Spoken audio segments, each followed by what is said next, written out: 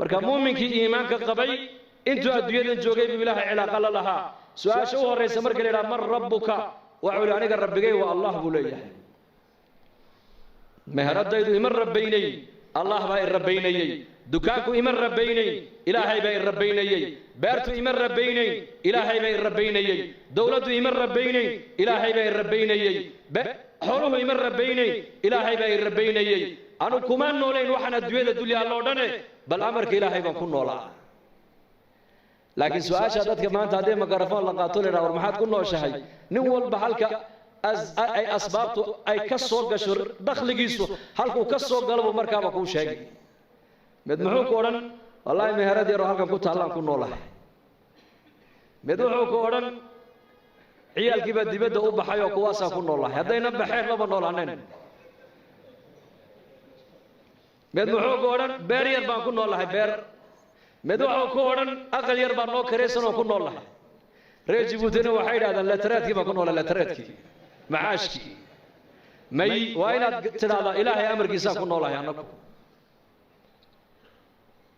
الذي يطعمني ويسقيني وإذا مرضت فهو يشفيني والذي يميتني ثم يحييني وأصول الإيمان أصول العقيدة وين قفكو قرتا دودا هذا استعمال ليس شفاء الله ما سعته شفاء حق إلهي بكتم هذا دكانكاغي مهردادن iyo suuqaagan waa asbaab weeyaan laakiin rizqo xaq ilaahay buu ka imanaya waa inaad garataa rabbigu waa allah weeyaan macbuudku waa ilaahay weeyaan ka cibaadada mutaystay waa ilaahay weeyaan ka baryada mutaystay waa ilaahay weeyaan ka rajaha mutaystay waa ilaahay weeyaan ka cabsida mutaystay waa ilaahay weeyaan kaligii rajay kaligii ka cabso kaligii baryo baydada kaligii u sheego rabbigay waa allah diintayduna al-islaam dhaqankaygu waa islaam wax kale anu kuma dhaqmo wax kale ma aaminsani diin baan u noolahay diin baan baranayaa diin baan ka shaqaynayaa qofka diin baan ku jeclaanayaa diin la'aanna waan ku nacayaa man ahabba lillah wa abghada lillah wa a'ta lillah wa mana'a lillah faqad istakmala al-iman bi rasuulku yiri ninka hadduu wax bixin ilaahay dartii u bixin hadduu wax mancin ilaahay dartii u mancin hadduu cid jeclaan ilaahay dartii u jeclaan hadduu cid nici ilaahay dartii u nici kaas iimaanka waa dhamaystirtay buu nabigu calayhi salaatu wasalaam waa inaad noqotaa qof lillaahi u noolow taariikhu saxaabay ku taala siiratu cali ibn abi taalib nin baa yidhi hal min mubaarizin waa xilli macrakadii muslimiintuna xagga ay joogaan gaaladuna xagga ay joogaan ayuu yidhi ninkii ugu itaal weynaa gaalada ayaa soo dhaco yidhi hal min mubaarizin ayaa macrakada igu soo dhacaya cali baa u dhacay radiyallahu canhu cali ibnu abi taalib ninkii intuu qabtay buu lagday markuu seeftay qaatuu yidhi geli markuu isidhina cali ibnu abi taalib oo ninka kor fadhiyay buu qandhuuf wejiga lagaga tufay markaasuu cali qandhuufaa lagu tufay wejigaa lagaga tufay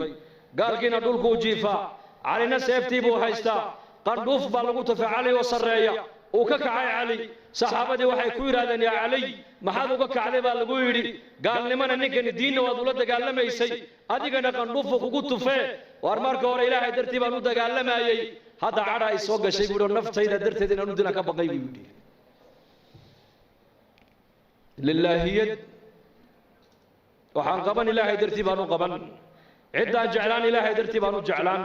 ciddaan nici ilaahay dartii baan u nici waxaan bixin ilaahay dartii baan u bixin waxa khayran sheeg ilaahay dartii baan u sheegi khayrkaan dhegaysan ilaahay dartii baan u dhegaysan waa inaad noqotaa qof diiniya oo diintu ay xakamaynayso si su'aasha qabrigu kugu dhib yaraato tidhaahdo aniga diintaydu waa islaam markaasaa nabigeena muxamed calayhi salaatu wasalaam baa la hor keeni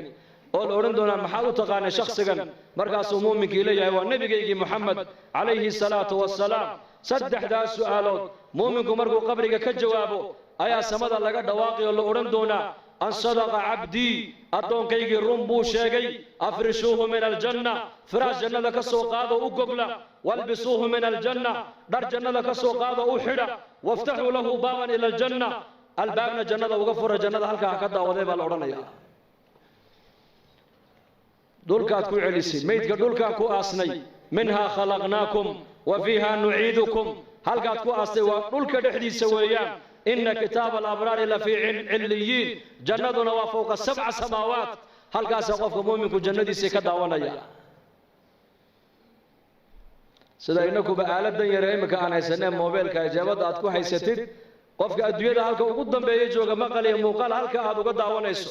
qaaradda Ameerika qofkii joogay ayaa adigu halka jooga maqal iyo muuqaal aad ka wada hadlaysaan muuminka qabriga dhexdiisana nabiyullaahi Muhammad alayhi salaatu wasalaam ayaa inoo sheegay yiri qabriga dhexdeeda daaqad looga furaya halka uu ka arkay jannadiisa iyo naciimtiisa iyo xurul cayntiisa